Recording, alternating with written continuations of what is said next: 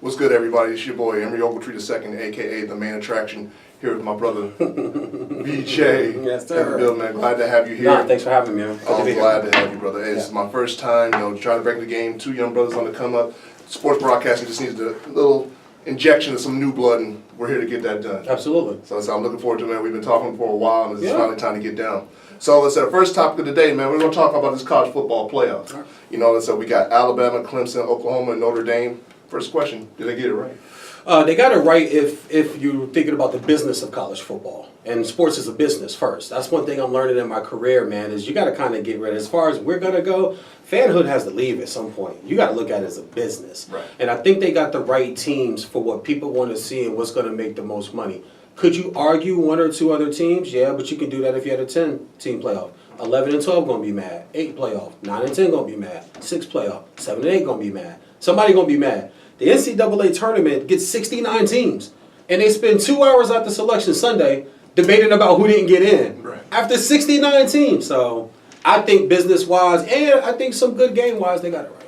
Yeah, I'm with you. I mean, when I look at the top 4 teams, when I look at Alabama, Clemson, Oklahoma, and Notre Dame, I have no problems with it. That tournament championship between Alabama and Georgia was a great game. And I really honestly wouldn't have been mad had Georgia got that 4th spot. I really couldn't, but since Oklahoma won the tournament, being the one loss, I was watching my man from the committee, the president, saying we concentrate on championships. I could respect that.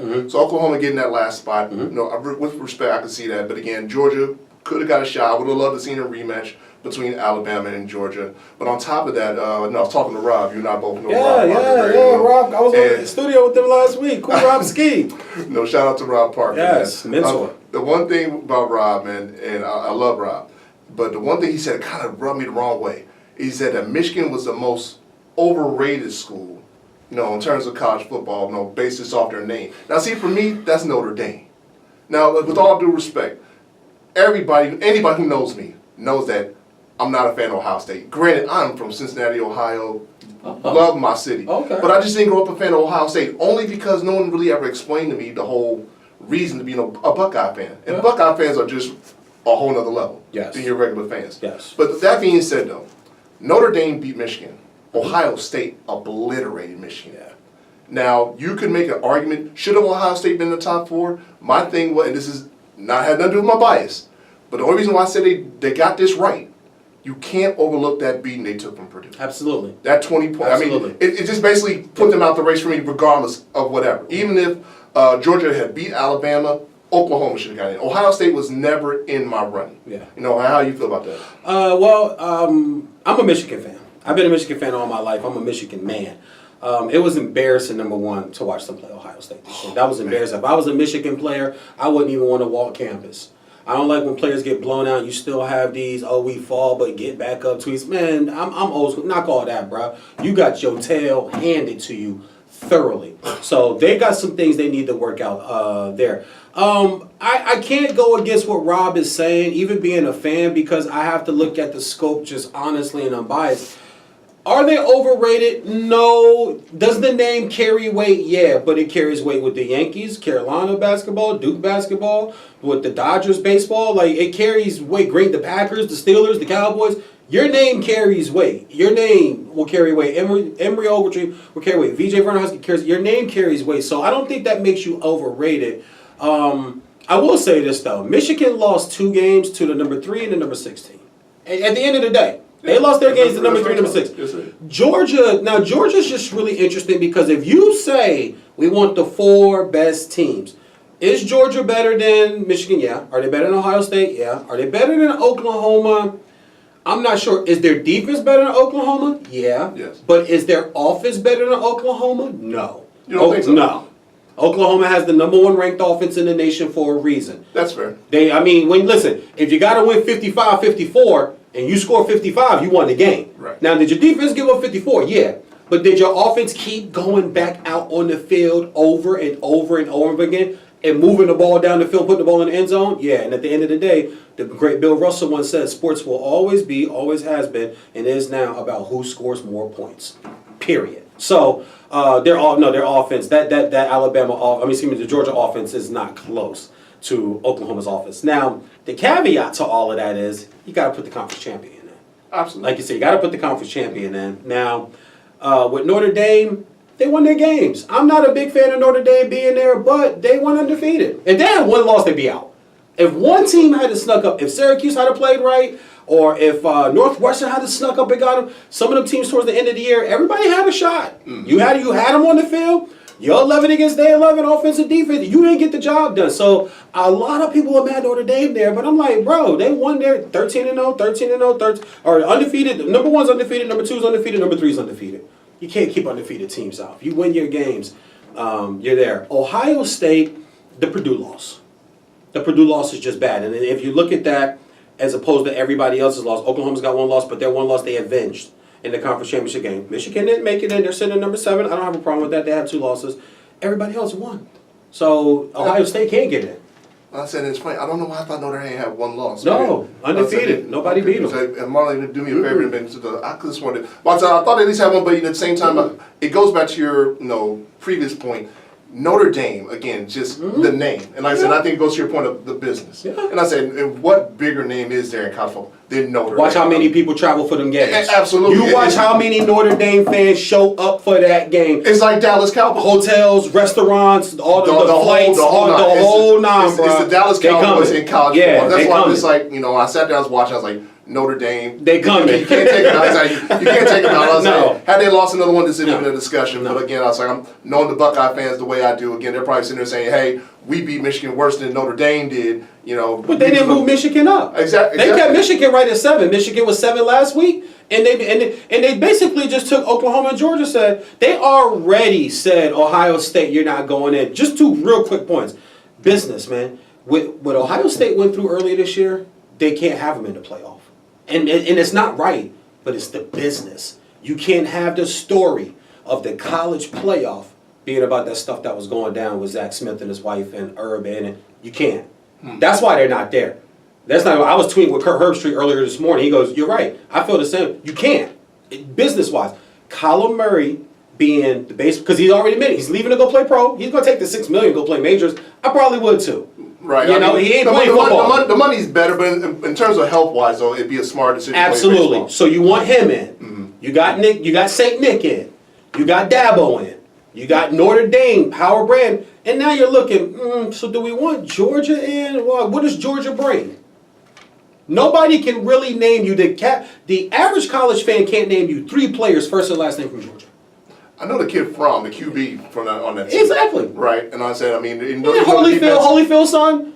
But if you kind of go through the roster, it's like, the college is a bit. They need names to sell. They need stuff, and Oklahoma will travel too. Absolutely. Their fans will travel. I believe they're down in the Orange Bowl. Oklahoma's got to play Alabama in the Orange Bowl. I believe. Yeah, absolutely. It's gonna be crimson red all over that city. Oh, it's going to definitely be interesting. So, and I guess back to the sports point of view, we can't overlook the fact that Georgia almost had Alabama beat last year national championship had it not been for the fact of the insert of Tua, who just basically shocked the world. We've had 2 shots at Bama, man, the last 2 years, and you can't. And 2 solid shots. You can't get it done. I mean, but what other teams outside of Georgia getting that kind of, well, except for Clemson? I'm about to say, that kind of competition. Don't try to play D. Watts. Oh, no. D. Watts got it done. Absolutely not. Yeah. Absolutely not. And shout to Dabo Sweeney. Yes. He did a hell of a job. He got it done. Oh, yeah, absolutely. I was like, but outside of Clemson, I mean, Georgia 2 shots, but they could have, shoulda, coulda, wouldas. But it was close. That's what I said. I think, when we talk about the business, even for the sport,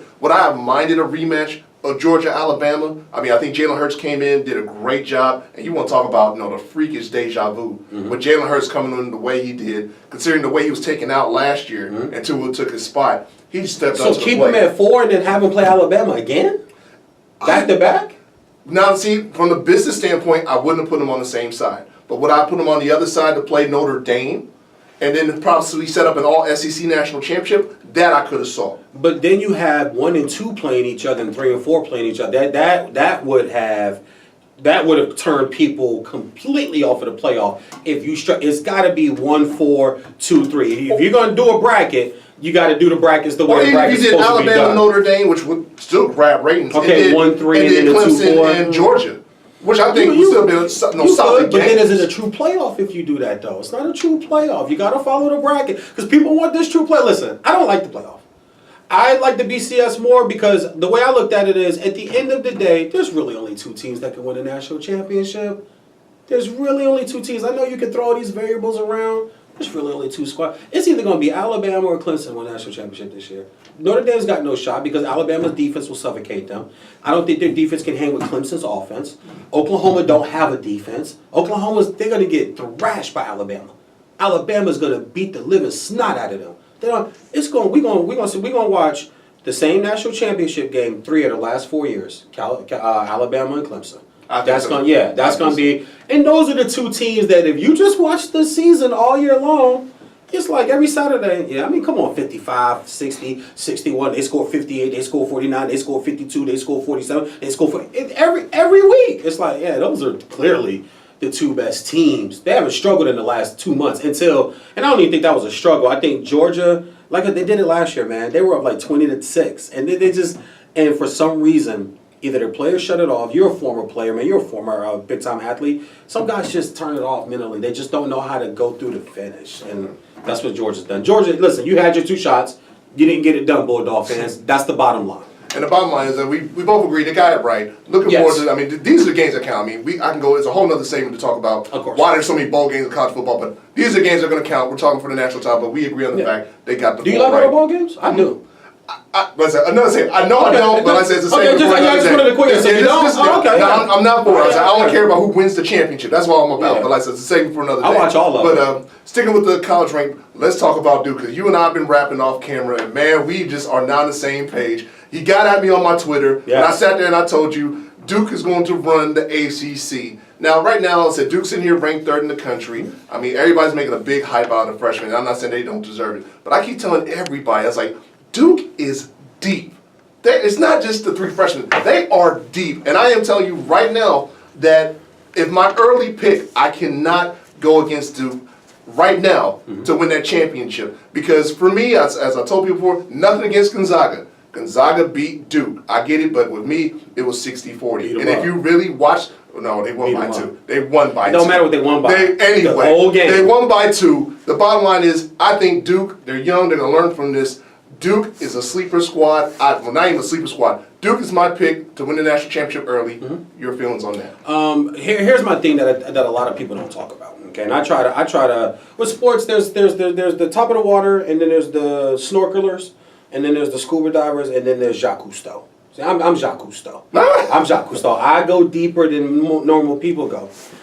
Coach K, for whatever people want to say about him, like him or not, he cannot coach one and dones. It just doesn't happen. He had one shot with it with Okafor, and they got a lot of referee help against that Wisconsin team that was up in the half. And he went and complained to the refs at half and complained to the sideline reporter at the half, and all them whistles started blowing in the second half. They should have lost that game. But if you look at when he goes and gets one and done kids, Coach K is the kind of guy, he needs his guys. He's like Roy Williams, and I'm a Tar Heel. He's like Roy Williams. Roy ain't going to win with one and dones. That's why he don't go get them.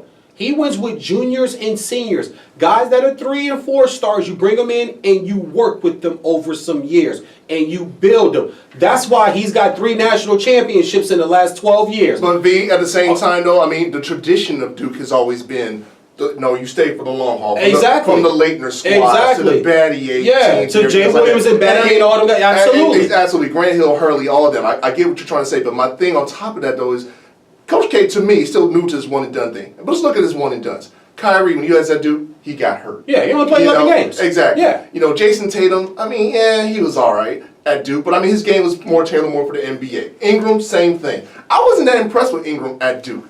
These kids at Duke now, these particular freshmen, they impress me. I love the way they play. I love their energy, and the fact that they are being led by Coach K, who's arguably, not to me, he's the best coach of the last half century, easily. He's the best college coach of the last half century. Are you forgetting about guys like Boeheim and Calhoun and Roy? No, absolutely not. No disrespect, but you tell me they're better than Coach K?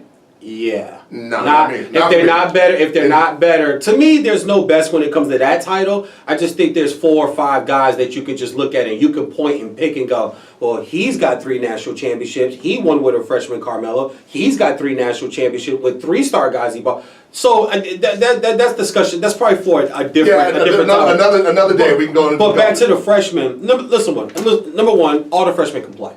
Absolutely. They're all really good kids. They all really can play. Okay, so let's get that out the way. I think the better NBA player is going to be Cam Reddish. I think the better NBA player it's going to be Cam Reddish. Because when I watch Zion Williamson, I think Zion Williamson is one of the most overly hyped freshmen that I've seen in the last 20 years. Because all I see is a bunch of highlights. And in the league, on the next level, he better, number one, learn how to defend. He better, number one, learn how to shoot. He better, number one, learn how to do more than, because even at 6'8", or 6'9", whatever he is, bro, you ain't getting that lane like that in the league. Like, there's bigger bodies, everybody in half the NBA built like you. So this weight thing, and see that weight thing, I saw, and I'm not comparing him to Sean May, okay? I'm not saying that Sean May was him. But I've watched that body type not be structured enough mentally, and you get to the league and you get a lot of money, you're still 19, 20, you still don't eat right, you still don't really take care of your body right, and you balloon. He's got that kind of southern East Coast. I'm from the South and the East Coast. I know. You don't eat right, homie. You only a bowl of cheese grits and a biscuit away from being out of the league.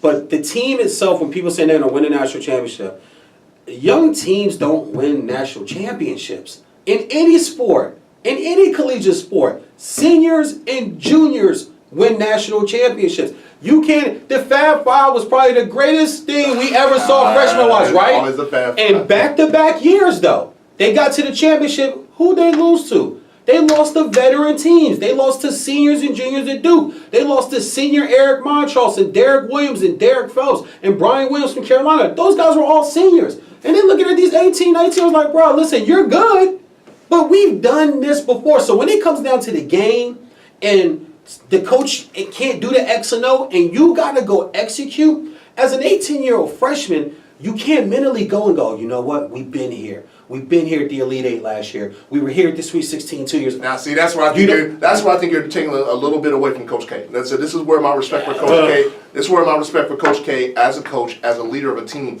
kicks in. Where's it been with the rest of his freshmen then that he brings up? But let me explain. These freshmen, to me, are better than those previous freshmen. They're not the same. All three of them? All three. Are better than Tatum? At Duke, yes. I'm saying that these particular three freshmen. Ingram, I'll give you. Or even, well, it's hard for me to say Kyrie because Kyrie's body of work wasn't very big. But even Okafor, look, I wasn't a fan, man, but Okafor was a monster as a freshman at Duke, and he had low post game. He couldn't be on the perimeter and jack up threes and play freely. He had to go post, seal. You play ball, seal, and expect the guards to get him the ball and still win 20 and 10. That's my next point of the depth. That's what I'm saying. Duke does have upperclassmen, but see, the freshmen get so much attention. Yeah. Now, I'm with you. The Zion comparisons to LeBron drove me crazy. I don't know why. I even put it on not close to LeBron. Exactly. I put it on my Twitter feed. I was like, can the kid just build his own legacy? Why? Yeah. It's this media hype, the field we're trying to get in. That I think, again, why we need this injection, because we got to bring some realism to all this. I was like, no, let the kid breathe. Let him build his own legacy. I'm not building into LeBron. Yeah, the build I get. Yeah, but that's where it stops. Yeah. Nowhere. It's really the dunking. He don't pass like LeBron. But even LeBron didn't necessarily dunk like that. But that doesn't matter. LeBron was passing nice in high school. His skill level is nowhere near what LeBron was coming to the league. But I was like, so the hype, yes, is very much over. But I said the depth that Duke has, they have upperclassmen on that bench. A bench that doesn't get the credit they deserve when they go in the game. You know why? Because they're not in there very long. And all the focus is sitting here on Williamson, Barrett, and Reddish, and shout out to Jones. The younger Jones. He is a great. Homie little brother playing Minnesota. He is a great floor general for He is. He's a great. They're gonna need him. They're gonna need him down the stretch of the tourney. And I said, they're gonna need him. And the way I see him run the floor. Like I said, when they played Gonzaga, let's get back to the Gonzaga real quick. Gonzaga was up by as much as 16 in the second half. Yeah. And the tape for me, when I was watching that game, you look at the energy of Duke in the first half and look at the energy of Duke in the second half. They just simply turned it up. And the one thing I said, I was with my pops back home for the holiday. We were watching that game. And I sat there and told him, I was like, this is the youth showing in Duke. I was like, here's the one thing that, especially for Zion, he has to learn, you can't dunk on everybody. And I was like, you can't dunk on everybody. Develop a jumper. And I was like, and the one thing that I feel will be Duke's kryptonite is that Gonzaga had that lane. They had that side. They had the, I might be pronouncing this miscorrectly, Haramuchi or Yeah, you know what I'm talking I know about. But I mean, they ushered in what? He was busting 6'10", 6'11", 6'10". With wingspan. Exactly. And that disturbed Duke. So what happens if they run into a team like that in the tournament, with seniors and juniors? No, number one, like I said, it was a great learning experience. This is why I think Coach K is going to grab their ear and say, look, see what happens? All right. So see what happens. We're gonna learn from this, and I guarantee they're gonna get you. He's gonna get them prepared. By March, this team will be scary. I guarantee they will They're be scary now. No, I'm gonna be They're scared. scary They'll now. be scary. But the ACC is the SEC of college basketball. You grind through, like the ACC tournament. My nephew went to Carolina. I sat and talked to Roy Williams. I've been in the locker room. I've been around them kids. They care more about the regular season title than they do the ACC tournament title, because their mindset is, we were the best team from December to March. Winning the 3 games in 3 days doesn't mean you're the best team in the. That's just more so for schools who are on the line, or like you don't have a shot, or maybe like we need to get something that can probably convince the committee to put us in. You talk 2 games with Carolina, 2 games with Virginia. Okay, they're gonna have to go play Syracuse. They're gonna have to go up and play Pitt twice. There's the ACC. The reason why the whole undefeated talk and all that stuff drove me crazy. It's like, hold up, bro. Even I didn't say undefeated. Jason Williams. I didn't say undefeated. Not you, but Jay Will. And I know Jason Williams. I've talked to Jason when Duke and Carolina was recruiting him, and we went to a game up in Massachusetts. My wife and I went to go watch Kendall play a high school game. Jason Williams was calling the game and pulled him aside, and we talked that. Even for him, and as smart as he sounds a lot of times to say, they can go undefeated. Like, bro, you played in the ACC. Your team couldn't even go undefeated in the ACC. And you had Dunleavy, Boozer, Battier. Y'all were stacked, and y'all lost 2 ACC but plus, games. I think, the ACC to me has always been tough in basketball. It's the creme de la creme of college basketball. Absolutely. Yeah. But at the same time, though, do I look at the ACC now, or do I even look at college basketball now like I did back in the day? I was like, I'm not saying that the competition is good, but I look at it from the 80s, the 90s, of course, early 2000s. I don't think it's as tough as what it used to be, but it's still the conference to be looked at. They will lose 3 or 4 ACC games. You mark. I say no more than 2. They'll split with Carolina. They'll split with UV. Oh yeah, they split with Carolina.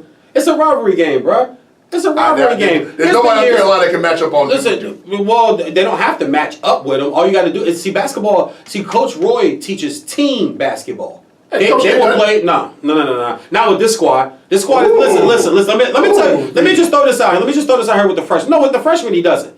When it was Okafor, it was Rod Okafor. When it was Tatum, it was Rod Tatum. When it was Ingram, it was Rod Ingram. And even Ingram took shine away from Grayson last year. Even Ingram Tatum 2 years ago took that shine away from Grayson, and Grayson's supposed to be the guy. What's going to be the death of Duke is, like I said, when they come up against a veteran team with lean and don't care about the name on your jersey, that's where it can cause them some problems. And I think too many times we're starting to hear RJ Zion. Don't think they don't hear it. Don't think them 2 kids don't hear it. A coach can talk, bro, all they want to. This is a new age. You talking about college basketball being different? It's a new age now. It is. These kids, they're on Twitter. They're building their brand now. But from what I'm seeing right now, it doesn't seem to be any egotistical, attitudes as of right now. You didn't think that, because that was me and you. We were liking some of the same feeds on Twitter. That Gonzaga game, I heard a lot of people blaming RJ Barrett for that. I didn't blame anybody. I know you did, but you saw that though, right? Yeah, a lot of people. He hearing too much about Zion. I'm hearing that his people's is like, no, he gonna be the number 1. I'm just saying. It's out. Right now it's still early. So